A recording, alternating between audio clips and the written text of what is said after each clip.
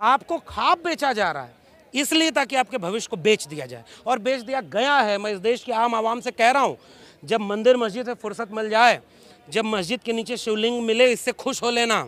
जब हिंदू राष्ट्र बनाने के लिए जब त्रिशूल तलवार लेकर के अपने बच्चों को भेज रहे हो, उसके बाद जब शाम को बच्चा घर लौटे, टीवी पर जहर देख करके मन भर जाए, तो बैठ करके एक बार सोचना कि 5 साल बाद तुम्हारा बेटा बेटी कहाँ खड़ा होगा, उसके हाथ में कौन सी डिग्री होगी, उसके हाथ में कौन सी नौकरी होगी। अगर हिंदू बनोगी तो आपको हिंदू मुस्लिम मंदिर मस्जिद इन सब के नाम पर केवल बरगला करके आपके बच्चों का भविष्य बर्बाद किया जाएगा। इसलिए ओबीसी को ये समझाना है कि तुम खुद सोच के देखो ना कि अगर ओबीसी हिंदू है तो प्रोफेसर, डॉक्टर, इंजीनियर, जमीनों का मालिकाना हक क्यों नहीं है। ये सरकार आपके बच्चों का भविष्य बर्बाद करके मंदिर मस्जिद के नाम पर आपके बच्चों को दंगाई बना रही है। उसमें सब शामिल हैं। जो नहीं समझेगा उसके बच्चे कल को उसे माफ़ नहीं करेंगे। पहले उसने सपने बेचा और उसके बाद सपने क्या बेचा, अच्छे दिन लाएंगे। सपने बेचा कि पेट्रोल डीजल कम करेंगे, महिलाओं बहुत हुआ महिलाओं पर अत्याचार, अब की बार उनकी सरकार, बहुत हुआ अन्याय, ये सारी कुछ चीज़ें उन्होंने बोली। सपने बेचा। जब सपने बेचने में वो एक बार ही नहीं 2 बार कामयाब हो गया तो देश बेचने लगा, और उसने बैंक बेच दिया, रेलवे बेच दिया। उसके बाद जितने भारत की नवरत्न कंपनियां थीं, जो इस देश की पूंजी थी, जो इस देश के नागरिकों की पूंजी थी, वो बेच दिया। अब उसने शिक्षा भी बेच दी। तो वो जो बेचने वाले लोग हैं वो ये बेच रहे हैं।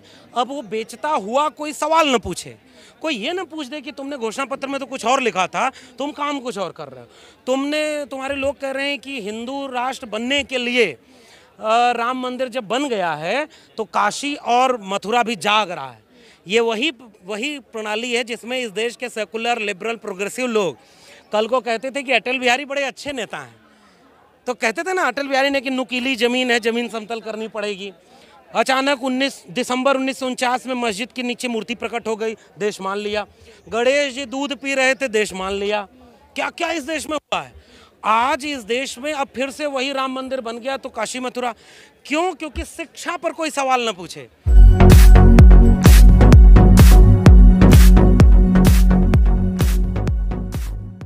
दुनिया भर का इतिहास रहा है, भारत का भी इतिहास रहा है, बहुत लंबा इतिहास रहा है। कबीर भी अपने दौर में बोले तो अकेले थे, डरते थे। डरना चाहिए था, चुप हो जाते। रैदास को चुप हो जाना चाहिए था, भगत सिंह को चुप हो जाना चाहिए था, बाबा साहब को, फूले को चुप हो जाना चाहिए था। हम लोग की विरासत वो नहीं है कि डर जाएं, खामोश हो जाएं। हम लोग को ये लगता है कि अगर आप वाकई ईमानदार हैं, जागरूक हैं, अपने सवाल, अपने वजूद, अपने वर्तमान को समझते जानते हैं तो आप बोलिए। इसलिए क्योंकि आप बोलने के मौके पर हैं। आप अगर खामोश हो जाएंगे तो फिर आने वाली पीढ़ियाँ आपको माफ़ नहीं करेंगी। लेकिन सर कैसे बदलाव आएगा? ओबीसी समाज ने तो हिंदू राष्ट्र बनाने का ठेका लिया है। नहीं, ये सवाल बिल्कुल बेकार सवाल है कि ओबीसी ठेका लिया है, क्योंकि दलितों में भी बहुत बड़ा तबका ऐसा है जो संघ में जा रहा है और बीजेपी के सरकार के साथ। आप कह रहे हैं कि नहीं, पूरी बात सुनिए ना। अभी पहले बहुत कठिन सवाल आपने किया। इस सवाल से होता क्या है ना कि फिर हमने पूरे ओबीसी को ढकेल दिया संघ के खेमे में। ऐसा नहीं करना चाहिए। हमें ये करना चाहिए कि जो संघी है, जो आरएसएस की दिशा में जा रहा है, उनको चिन्हित किए। जैसे रामदास अठावले कौन है, रामविलास पासवान कौन थे, तमाम जो 12 सांसद, विधायक बनाए गए, कैबिनेट मिनिस्टर बनाए गए आदिवासी दलित थे। राष्ट्रपति रामनाथ कोविंद कौन है। इसलिए केवल ओबीसी को टारगेट मत करिए। हाँ, होना क्या चाहिए कि ओबीसी की आबादी ज़्यादा है, ओबीसी 50% लगभग है मंडल कमीशन की रिपोर्ट में, ओबीसी की जिम्मेदारी ज़्यादा है, लेकिन ओबीसी को धर्म के नाम पर उतना अछूत कभी नहीं बनाया रखा गया। इसलिए ओबीसी दलित की तरह उस तरह से धर्म को लेकर नहीं सोचता है। ओबीसी क्या सोचता है, उसके पास अपना एक धार्मिक प्रणाली है, उसके पास कृषक चेतना है। ओबीसी को हमें ये समझाना है कि भाई तुम भी अगर हिंदू थे तो तुम्हारे प्रोफेसर, तुम्हारे वकील, तुम्हारे डॉक्टर, तुम्हारे इंजीनियर क्यों नहीं बने। मैं जो कहता हूँ सवाल, मेरा समझाने का तरीका ये होता है कि 2019 तक इस देश के केंद्रीय विश्वविद्यालयों में, 45 केंद्रीय विश्वविद्यालयों में 0 प्रोफेसर ओबीसी के क्यों थे। अगर ओबीसी हिंदू है तो तुम्हारे जज क्यों नहीं है, तुम्हारा ज़मीन पर मालिकाना हक क्यों नहीं है। इस तरह से हम उनको जागरूक करेंगे। हमें इस समय एक बड़ी एका बनाने की ज़रूरत है। जो दलित भी भटक करके संघ की शाखा में जा रहा है, उससे भी कहते हैं कि बाबा साहब को पढ़ो, आप उनको अपमानित मत करो। वहाँ भी जाके जय भीम बोल रहे हैं, और वही लोग तो लिवा के जा रहे हैं मोदी को, जो बाबा साहब की मूर्ति पर माला भी पहना रहे हैं। मोदी बोल रहे हैं कि बुद्ध न होते, बाबा साहब न होते तो मैं प्रधानमंत्री न बनता।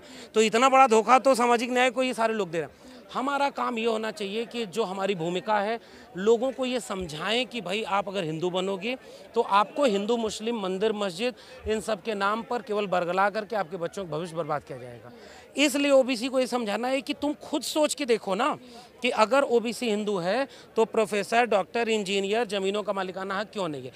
ओबीसी धर्म से उस तरह प्रताड़ित ही नहीं रहा, इसलिए उसको समझाना कठिन होता है।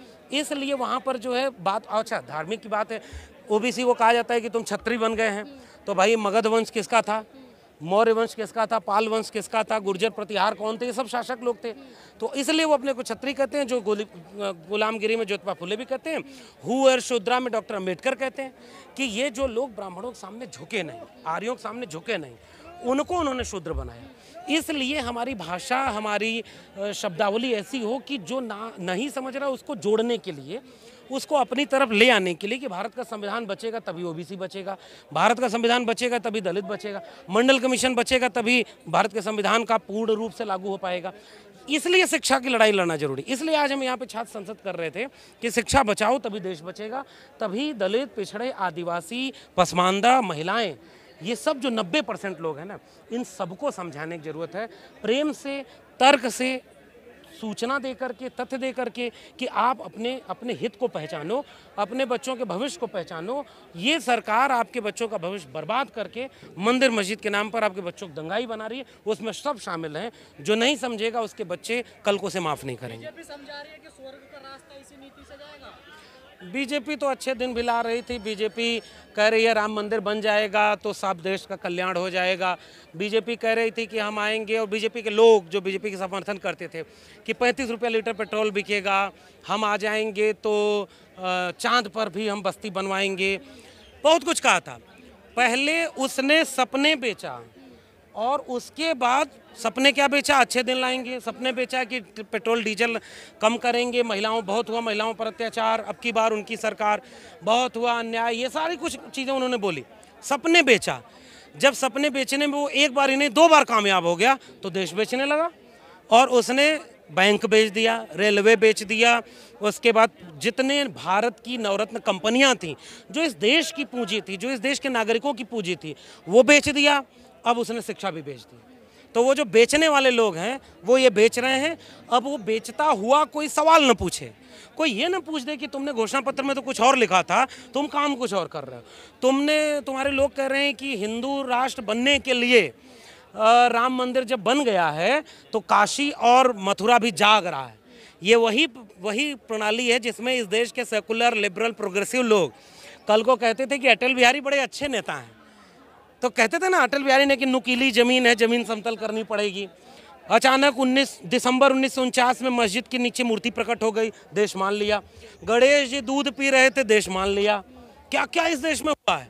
आज इस देश में अब फिर से वही राम मंदिर बन गया तो काशी मथुरा क्यों? क्योंकि शिक्षा पर कोई सवाल न पूछे। स्कूल, डिग्री कॉलेज, विश्वविद्यालय बर्बाद होंगे उसका सवाल न पूछे। शिक्षा का बजट घटाया जा रहा है। लोगों को 50 साल में बेरोजगारी सबसे ज़्यादा हो गई। इस देश के नौजवान सड़कों पर भटक रहे हैं, डिग्रियों की कोई कीमत नहीं रही। जिनकी डिग्रियां फेक थी उन्होंने आपकी डिग्रियों को कूड़ा बना दिया। जो खुद तड़ीपार थे उनका बेटा वो जो है जाकर के बीसीसीआई के चेयरमैन बन रहा है, और कुम्हार, लोहार, बढ़ई, नाई, मोची, मल्ला, निषाद, इनके बच्चों को कह रहे हैं कि पीढ़ियों से जो काम कर रहे थे, जिसमें आप हुनर है, उसी को हम डेवलप करेंगे। यही नई शिक्षा नीति है।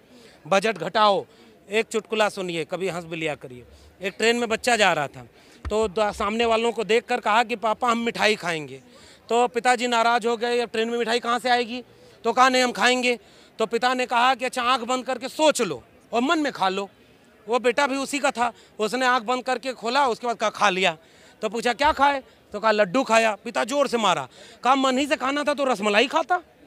ये वही पिता जैसे लोग जो सरकार में बैठे हैं वो आपको बड़े बड़े ख्वाब दिखा रहे हैं। अरे तुम्हारे पास एक सेट कपड़ा नहीं है, हम 2 सेट बनवा देंगे। तुम्हारे पास स्कूल, डिग्री कॉलेज नहीं, हम नए नए डिग्री कॉलेज बनवाएंगे। तुम्हारे पास देश जो है गर्त में जा रहा है, हम विश्वगुरु बनेंगे। ठेके पर गुरु रखने वाले लोग विश्वगुरु बनने का ख्वाब दिखा रहे हैं।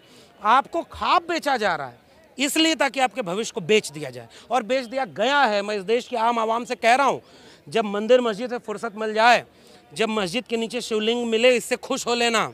जब हिंदू राष्ट्र बनाने के लिए जब त्रिशूल तलवार लेकर के अपने बच्चों को भेज रहे हो, उसके बाद जब शाम को बच्चा घर लौटे टीवी पर जहर देख करके मन भर जाए, तो बैठ करके एक बार सोचना कि 5 साल बाद तुम्हारा बेटा बेटी कहाँ खड़ा होगा, उसके हाथ में कौन सी डिग्री होगी, उसके हाथ में कौन सी नौकरी होगी, उसके हाथ में कहाँ वो जाएगा। ये मेरा सवाल है, इसलिए मैं इस देश के आम आवाम को समझा रहा हूँ। समझ जाइए इससे पहले कि समझने का मौका भी ना बचे और मजबूर में आपको मंदिर मस्जिद के नाम पर ही इस्तेमाल होना पड़े।